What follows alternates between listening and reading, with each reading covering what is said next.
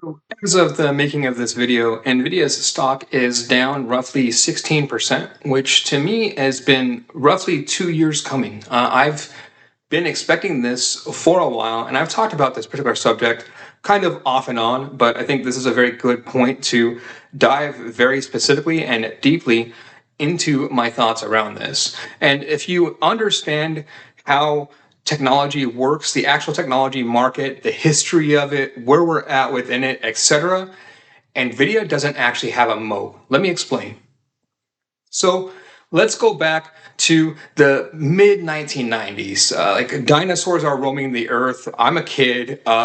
Computers are starting to become something that you can just play video games with, right? And then so at this point, we've just invented fire basically, and so computers actually, when you're playing video games, don't utilize any sort of GPU or 3D processing at this point, right? Like computers aren't built for 3D processing, and then so this company Voodoo, they invent or come out with the first 3D FX card, and then Voodoo as a company ends up being like a big scam company, right? Like the Voodoo 5 ends up being that comes out in the late 1990s, ends up being like a $15,000 chip, like something ridiculous, right?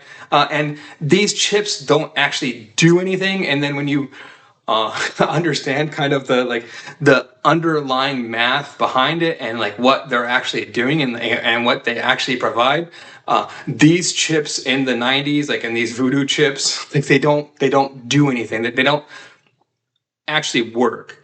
And a large part of the reason why is this, right? So in this era, you had this logo or your computer flat out sucked. Like if you didn't have Intel inside Pentium 4, but then you weren't even playing with a real computer. Like if you had if your computer didn't have Intel inside, period, then that's a major problem. But if it didn't have Intel inside and then that Pentium 4 on it, like that was the where you knew. But so within that and understanding kind of what we know now about processing during this time period and during this Pentium 4 period, what was most significant and what people marketed off of and bought computers off of was the clock speed of the CPU itself, right? And then so the Intel Pentium 4 Airs, I don't remember what the first P4 clock speed was. It was probably like 2.5 gigahertz, let's say, 2.2, somewhere around there. The end of this era, you've got 3.5 gigahertz, and then people could overclock these. I've seen videos of people overclocking them up to 5 gigahertz, 7 gigahertz. These crazier end models, you could overclock the heck out of them, and if you could deal with the heat dissipation, right, which is common. That's just thermodynamics and how that works, and the scaling within that, right? And then so within that though, so here's the Pentium 4 era. This is the late 1990s, and then we get into the early 2000s, and then no actual Pentium 5. So I do a Google search within this, right? Because I knew what was going to come up. And then so I search Pentium 5, and then this is the actual front page of this. Only one of these images is actually real. All of these are people utilizing and making things up for thumbnails, right? The Intel Pentium 5, 7 gigahertz. That's a made up thumbnail. Intel Inside Pentium 5 on the bottom right. That's a made up thumbnail. All of these going through, right? These are all made up except for one. There's one of these that's real, and I'll show you the real one. So it went from Pentium 4, Intel Inside this logo to the next logo that you actually saw. Widespread was this logo, Pentium D inside. Pentium D standing for dual core. And so up until this point, all that mattered was that singular clock speed, right? And this is what consumers were sold off of for a long time, is that it's just whatever that top end number is, as long as it's higher, it's better. And then there you go, right? And then the Pentium Ds do an interesting thing because they reduce the clock speed, and then the Core 2 Duos, especially when they come out, they're significantly reduced clock speed. The first ones of those that come out, they're 1.1 gigahertz, 1.5, like significant decrease from 3 gigahertz. But the logic is that like 1.5 gigahertz plus 1.5 gigahertz is actually more than 3 gigahertz if you do the math and how that math works out, right? And so that's kind of the campaign that Intel goes off of. And then so this is the analogy of kind of how computers work through the Pentium D era. And then so think of your computer as like your processor in your computer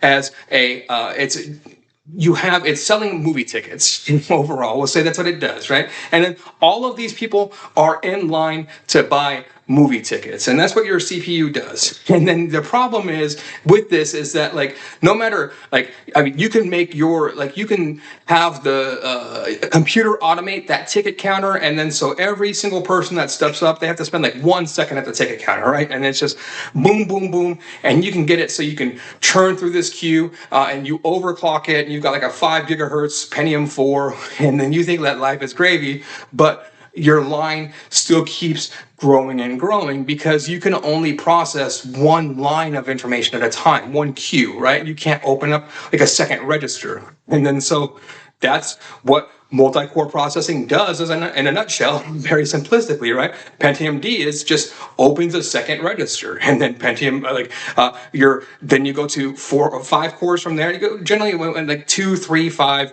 7, and 9, and then like 16, etc. Right? And then so it's just opening more and more lines is all you're doing, and then so this concept of multi-core processing gets big, and then at this point, when this chip comes out and this process happens, this is like early to mid 2000s, right? And this all comes about. So like all of this, like during this time behind the scenes, there's a crisis. And the crisis is that like Moore's law kind of died. And then we solved Moore's law dying via this equation, right? By implementing this. We we couldn't scale up anymore. And then so we start scaling sideways. And it's like, oh, that works. Okay, cool. Moore's law is back alive. Everything's all good. Everything's all gravy. Like so like during this like early to mid 2000s period, if you remember, if there's a period where there's a lot of discussion about like Moore's law dying, Moore's law is going to die, and then all of that discussion goes out. Here's all of your history behind it, right? Here's what happened behind the scenes, and then so multi-core processing gets big, and then this actually starts to matter quite a lot, right? Because when you look at what a CPU does versus what a GPU does, and then so this time it's let's say like 2005 to 2006 era, like 2005 2008. And then so Nvidia as a company is in existence. They're starting to gain traction. They're putting out actual GPUs, and they're putting out GPUs with thousands of cores.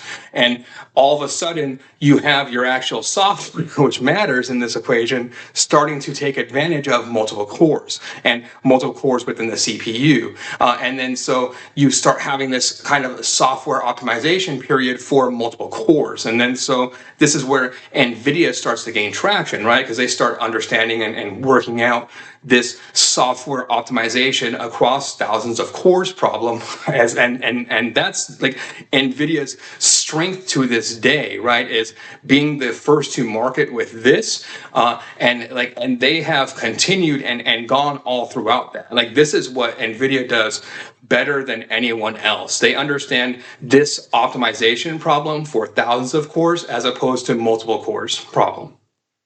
And then, but within this, though, so it's classically we had the problem, the choice of CPU and GPU, and really it wasn't a choice, right? CPU worked in conjunction with GPU, but more and more the GPU is just a replacement for the CPU, right? It does the same thing, it's just with multiple cores, and in certain instances, you want thousands of cores as opposed to 8 cores. But then in other instances, you want 8 cores as opposed to thousands of cores. And then so you want like that flavor of ice cream, right? And then, but we actually, and what the market doesn't realize within this, and especially within the AI equation, there's 4 flavors of ice cream, not 2. There's CPU, GPU, TPU, and FPGA. So tensor processing unit and FPGAs, which are like hardware component, like hardware configuration and configurable components, hardware for building out like your own custom chipset. And then so FPGA is actually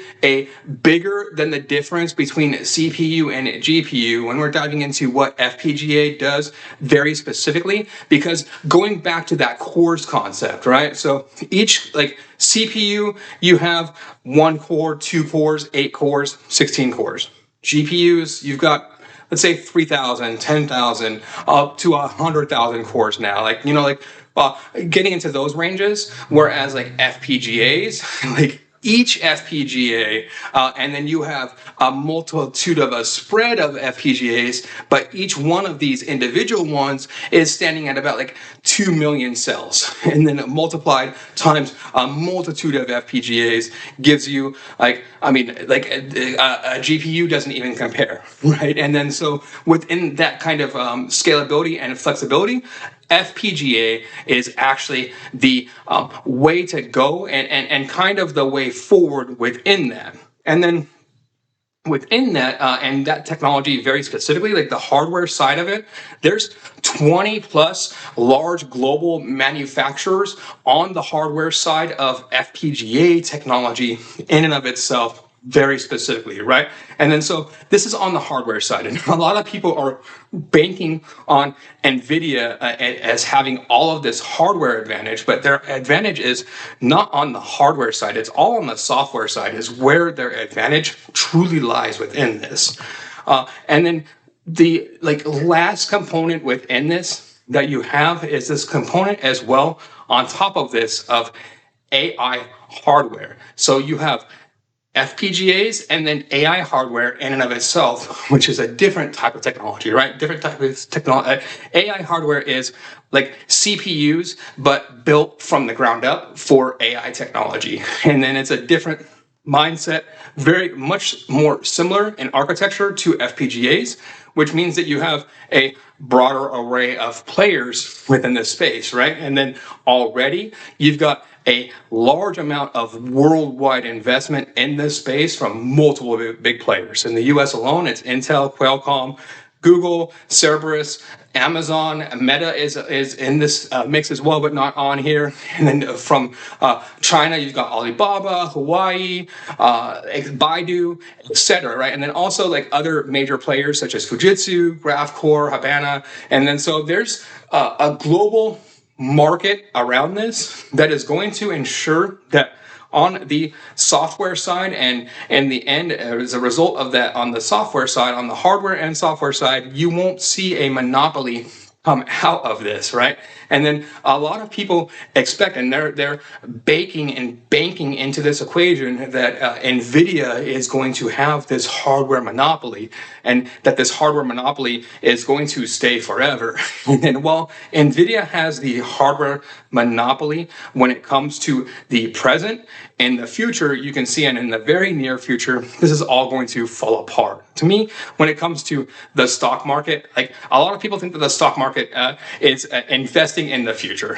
I don't think so. Like the stock market does a very bad job of investing in the future. Your average investor doesn't understand the equation to this degree and how it breaks down. So they're actually investing in the present. And then in the present, Nvidia is the big dog, bigger than all of these other companies, and none of these other companies matter. Right? If you look at just the present equation, that's exactly how it balances out. If you look at this equation 2-3 years out, the equation is much worse off for Nvidia and for all of these market investors that are pricing Nvidia as a monopoly. And I think that's, I mean, the smart money is tumbling Nvidia today, and that's why Nvidia is leading the charge as far as kind of the tumble within this regard. If you like this type of content, please like and subscribe. Thank you very much.